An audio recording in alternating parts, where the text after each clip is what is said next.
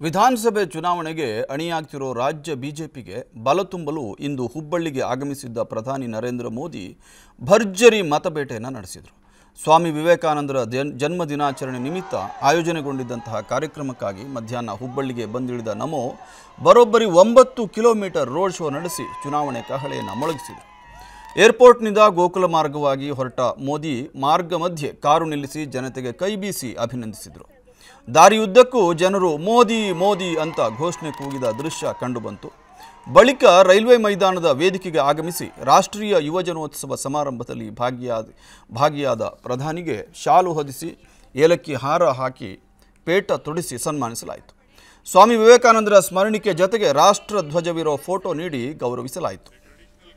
Garland prepared at Haveri by the Honorable Chief Minister, presenting cardamom peta by Shri Anurag Singh Thakur, Honorable Union Minister for Youth Affairs and Sports. Presenting memento of Bidri. ಇನ್ನು ರಾಷ್ಟ್ರೀಯ ಯುವಜನೋತ್ಸವ ಕಾರ್ಯಕ್ರಮ ಉದ್ಘಾಟಿಸಿದ ಮೋದಿ ಕನ್ನಡದಲ್ಲೇ ಮಾತು ಆರಂಭಿಸಿದ್ದು ವಿಶೇಷವಾಗಿತ್ತು. 3000 ಮಠ, ಸಿದ್ಧಾರೂಢ ಮಠ, ಕಿತ್ತೂರು ರಾಣಿ ಚೆನ್ನಮ್ಮ, ಗಂಗೂಬಾಯಿ ಹಾನಗಲ್, ಸಂಗೊಳ್ಳಿ ರಾಯಣ್ಣರನ್ನ ಸ್ಮರಿಸಿದಂಥ ನಮೋ ಇತ್ತೀಚೆಗೆ ದೈವಾಧೀನರಾಗಿದ್ದಂಥ ಸಿದ್ದೇಶ್ವರ ಶ್ರೀಗಳಿಗೂ ಶ್ರದ್ಧಾಂಜಲಿಯನ್ನು ಅರ್ಪಿಸಿದರು.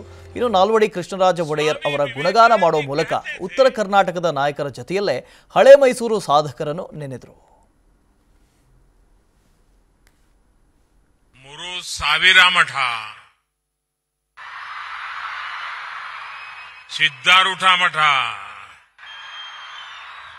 ಇಂತಹ ಅನೇಕ ಮಠಗಳ ಕ್ಷೇತ್ರಕ್ಕೆ ನನ್ನ ನಮಸ್ಕಾರಗಳು.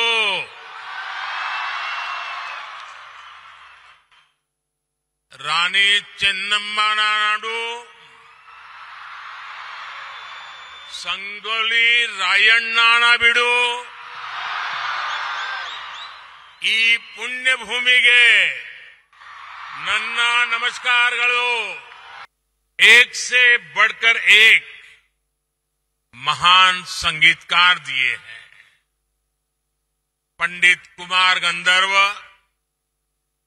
पंडित बसवराज राजगुरु, पंडित मल्लिकार्जुन मानसोर, भारत रत्न पंडित भीमसेन जोशी और पंडिता गंगूबाई हंगल जी को मैं आज हुबली की धरती पर आकर नमन करते हुए अपनी श्रद्धांजलि देता हूं.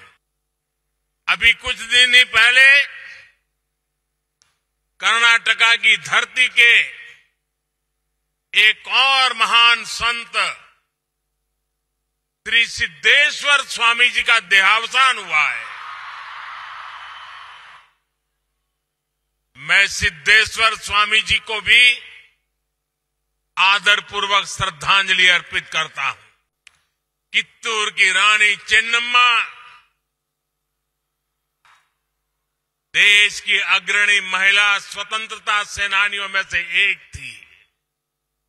उन्होंने सबसे मुश्किल समय में भी आजादी की लड़ाई को नेतृत्व दिया. रानी चेन्नम्मा की ही सेना में उनकी साथी Sangolli Rayanna,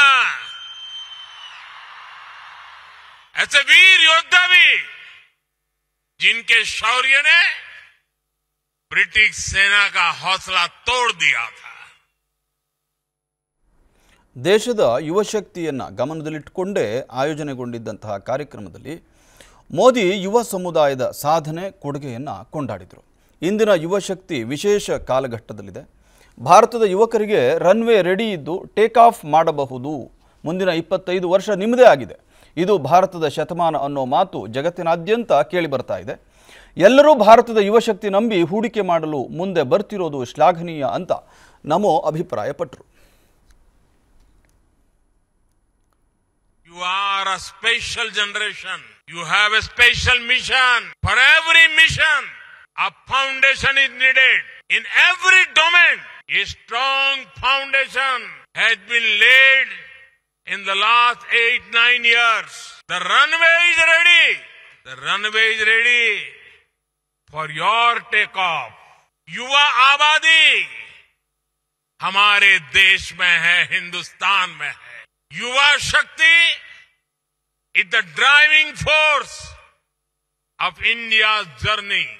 The next 25 years are important for building the nation. Yuva Shakti's dreams decide India's direction. Yuva Shakti's aspirations decide India's destination. Today, there are global voices saying this century is India's century. It is your century, the century of India's youth. There are global surveys saying majority of the big investors want to invest in India. These investors want to invest in you. India's youth, Indian startups are getting record investments. Many global companies are setting up manufacturing plants to make in India. ಇನ್ನು ದೇಶದ ನಾರಿ ಶಕ್ತಿಯ ಸಾಮರ್ಥ್ಯವನ್ನು ಮೋದಿ ಕೊಂಡಾಡಿದರು. ನಾರಿ ಶಕ್ತಿಯಿಂದ ರಾಷ್ಟ್ರ ಶಕ್ತಿ ಜಾಗೃತಗೊಳ್ತಾ ಇದೆ. ಭಾರತದ ಹೆಣ್ಣು ಇಂದು ಪೈಲಟ್ ಜೆಟ್ ಚಾಲನೆಯಿಂದ ಹಿಡಿದು ಸೇನೆ, ಟೆಕ್ನಾಲಜಿ, ಕ್ರೀಡೆಯಲ್ಲೂ ಕೂಡ ಹೆಜ್ಜೆ ಗುರುತನ್ನು ಮೂಡಿಸ್ತಾ ಇದ್ದಾರೆ. ಇಂದು ಜಗತ್ತು ಭಾರತದತ್ತ ನೋಡ್ತಾ ಇದೆ. ನಾವು 5ನೇ ದೊಡ್ಡ ಶಕ್ತಿಯಿಂದ 3ನೇ ದೊಡ್ಡ ಶಕ್ತಿಯಾಗುವತ್ತ ಹೆಜ್ಜೆ ಇಟ್ಟಿದ್ದೇವೆ. ಇಂಟರ್ನೆಟ್, ಡೇಟಾ ಸೈನ್ಸ್, ಟೆಕ್ನಾಲಜಿಯಲ್ಲಿ ನವ ಆವಿಷ್ಕಾರ ನಡೀತಾ ಇದೆ. ಜನಧನ, ಡಿಜಿಟಲ್ ಪೇಮೆಂಟ್ನಲ್ಲಿ ಭಾರತ ವಿಶ್ವ ನಾಯಕರಾಗಿದ್ದಾರೆ. ಕೊರೋನಾ ಲಸಿಕೆಯಲ್ಲಿ ಸ್ವದೇಶಿ ಶಕ್ತಿ ಹೊರಹೊಮ್ಮುತ್ತಾ ಇದೆ ಅಂತ ನಮೋ ಗುಣಗಾನ ಮಾಡಿದರು.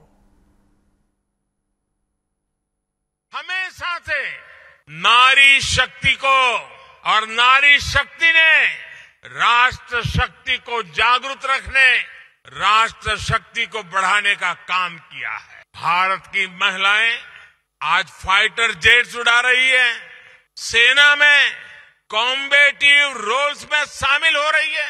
साइंस, टेक्नोलॉजी, स्पेस, स्पोर्ट्स, ऐसे हर क्षेत्र में हमारी बेटियां बुलंदियां छू रही है. आज हम दुनिया में 5वें नंबर की अर्थव्यवस्था है और हमारा लक्ष्य है हम इसे टॉप 3 में लेकर के जाएं. Artificial intelligence, machine learning, internet of things और AR, VR जैसी इमर्जिंग टेक्नोलॉजी एक नए स्वरूप में इवॉल्व हो चुकी होंगी. देखिए, आज भारत डिजिटल पेमेंट में वर्ल्ड लीडर है. आज जनधन खाते हमारी इकोनॉमी की एक बड़ी ताकत है. वैक्सीन के क्षेत्र में भारत की उपलब्धि की दुनिया में चर्चा हो रही है. ಇನ್ನು ರಾಷ್ಟ್ರೀಯ ಯುವಜನೋತ್ಸವ ಕಾರ್ಯಕ್ರಮ ಉದ್ದೇಶಿಸಿ ಮಾತನಾಡಿದ ಸಿಎಂ ಬಸವರಾಜ ಬೊಮ್ಮಾಯಿ ಕ್ರೀಡೆಯಿಂದ ಉದ್ಯೋಗದವರೆಗೆ ಮೋದಿ ನೀಡಿರುವ ಯೋಜನೆಗಳನ್ನು ಪ್ರಸ್ತಾಪ ಮಾಡಿದರು. ಕೇಂದ್ರ ಕ್ರೀಡಾ ಸಚಿವ ಅನುರಾಗ್ ಠಾಕೂರ್ ಮಾತನಾಡಿ ಯುವಜನತೆಯಲ್ಲಿ ಮೋದಿ ಆತ್ಮವಿಶ್ವಾಸ ತುಂಬಿದ್ದಾರೆ. ಪ್ರಧಾನಿ ಮೋದಿ ನಾಯಕತ್ವದಲ್ಲಿ ಇದೆಲ್ಲ ಸಾಧ್ಯವಾಗಿದೆ ಅಂತ ಹೇಳಿದರು. ಇನ್ನು ಕಾರ್ಯಕ್ರಮದಲ್ಲಿ ಸಾಂಸ್ಕೃತಿಕ ತಂಡಗಳ ಮಾರ್ಚ್ ಫಾಸ್ಟ್ ದೇಶದ ವಿಭಿನ್ನ ಸಂಸ್ಕೃತಿಗಳನ್ನು ಅನಾವರಣಗೊಳಿಸಿತ್ತು. ಯುವಕರಿಗೆ ಒಂದು ಹೊಸ ದಾರಿಯನ್ನ ನ್ಯೂ ಎಜುಕೇಶನ್ ಪಾಲಿಸಿ ಮುಖಾಂತರ ಇವತ್ತು ಕೊಟ್ಟಿದ್ದಾರೆ. ಸ್ಕಿಲ್ ಇಂಡಿಯಾ ಮುಖಾಂತರ ಅವರಿಗೆ ಕೌಶಲ್ಯ ತರಬೇತಿಯಿಂದ ಸ್ಕಿಲ್ ಅನ್ನ ಕೊಟ್ಟಿದ್ದಾರೆ. ಕ್ರೀಡೆಯಲ್ಲಿ ಮೊದಲು ಫಿಟ್ ಇಂಡಿಯಾ ಅಂತ ಹೇಳಿದ್ರು, ಆಮೇಲೆ ಖೇಲೋ ಇಂಡಿಯಾ ಅಂದ್ರು, ಆಮೇಲೆ ಜೀತೋ ಇಂಡಿಯಾ. ಈ ತರ ಯುವಕರಲ್ಲಿ ಒಂದು ಸ್ಫೂರ್ತಿಯನ್ನ ತುಂಬಿ ಒಲಿಂಪಿಕ್ ಅಲ್ಲೂ ಅತಿ ಹೆಚ್ಚು ಮೆಡಲು ಭಾರತ ದೇಶ ಗೆದ್ದಿದ್ರೆ ಅದಕ್ಕೆ ನಮ್ಮ ಪ್ರಧಾನಮಂತ್ರಿ ನರೇಂದ್ರ ಮೋದಿಜಿ ಅವರೇ ಕಾರಣ ಅನ್ನುವಂತ ಮಾತನ್ನ ನಾನು ಹೇಳಕ್ಕೆ ಇಚ್ಛೆ ಪಡ್ತೀನಿ. ये महोत्सव हमारे राष्ट्र की संस्कृति, जिज्ञासाओं, समुदाय और भौगोलिक क्षेत्रों के महत्व को सामने लाता है और खुशी इस बात की है कि युवाओं से किसी भी कार्यक्रम में मिलने का सौभाग्य हो. ಇನ್ನು ಪ್ರಧಾನಿ ನರೇಂದ್ರ ಮೋದಿಯವರ ರೋಡ್ ಶೋ ಭದ್ರತಾ ವೈಫಲ್ಯಕ್ಕೆ ಸಾಕ್ಷಿಯಾಯಿತು. ಪ್ರಧಾನಿ ನೋಡಲು ಹುಬ್ಬಳ್ಳಿಯ ಜನತೆ ರಸ್ತೆಯ ಇಕ್ಕೆಲಗಳಲ್ಲಿ ನಿಂತಿದ್ರು. ಈ ವೇಳೆ ಜನರ ಗುಂಪಿನಿಂದ ಓಡಿ ಬಂದಂಥ ಬಾಲಕನೋರ್ವ ಹಾರವನ್ನು ಮೋದಿಗೆ ಹಾಕೋದಕ್ಕೆ ಯತ್ನಿಸಿದ. ತಕ್ಷಣವೇ ಎಚ್ಚೆತ್ತ ಭದ್ರತಾ ಸಿಬ್ಬಂದಿ ಆತನನ್ನು ತಡೆದು ಪೊಲೀಸರು ವಶಕ್ಕೆ ಪಡೆದರು. ಬಳಿಕ ಮೋದಿ ಭದ್ರತಾ ಸಿಬ್ಬಂದಿಯಿಂದ ಹಾರವನ್ನು ಪಡೆದುಕೊಂಡರು. ಇನ್ನು ರೋಡ್ ಶೋನಲ್ಲಿ ಯಾವುದೇ ಭದ್ರತಾ ಲೋಪ ಆಗಿಲ್ಲ ಅಂತ ಹುಬ್ಬಳ್ಳಿ ಧಾರವಾಡ ನಗರ ಪೊಲೀಸ್ ಆಯುಕ್ತ ರಮಣ್ ಗುಪ್ತಾ ಹೇಳಿದ್ದಾರೆ. ಬಹುಶಃ ಅವನು ಇಲ್ಲೇ ಸ್ಥಳೀಯರು 10 ವರ್ಷ ಪ್ರಾಯ ಹುಡುಗ ಇದ್ದಾನೆ. ಅವನು out of his courage and enthusiasm jump ಮಾಡ್ಕೊಂಡು ಬಂದಿದ್ದಾನೆ. ಇದ್ರ ಬಗ್ಗೆ ಯಾವುದು ಯಾವುದು ತರಹದ ಲೋಪ್ ನಮಗೆ ಕಂಡು ಬರುವುದಿಲ್ಲ.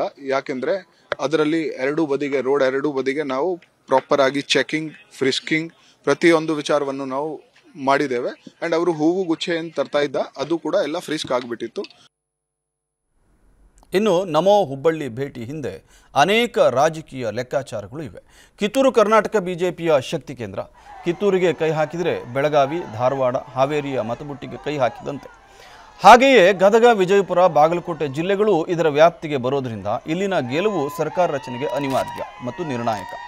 ಸದ್ಯ ಇಲ್ಲಿರೋ 50 ಕ್ಷೇತ್ರಗಳ ಪೈಕಿ 33 ಕ್ಷೇತ್ರಗಳು ಬಿಜೆಪಿ ವಶದಲ್ಲಿವೆ. ಈ ಬಾರಿ ಕನಿಷ್ಠ 40 ಕ್ಷೇತ್ರಗಳನ್ನು ಗೆಲ್ಲೋ ಗುರಿಯನ್ನು ಕಮಲ ನಾಯಕರು ಹಾಕಿಕೊಂಡಿದ್ದಾರೆ. ಈ ಎಲ್ಲ ಲೆಕ್ಕಾಚಾರ ಹಾಕಿಕೊಂಡೇ ಮೋದಿ ಕಾರ್ಯಕ್ರಮಕ್ಕೆ ಹುಬ್ಬಳ್ಳಿ ಆಯ್ಕೆ ಮಾಡಲಾಗಿತ್ತು ಅಂತ ವಿಶ್ಲೇಷಣೆ ಮಾಡಲಾಗ್ತಾ ಇದೆ.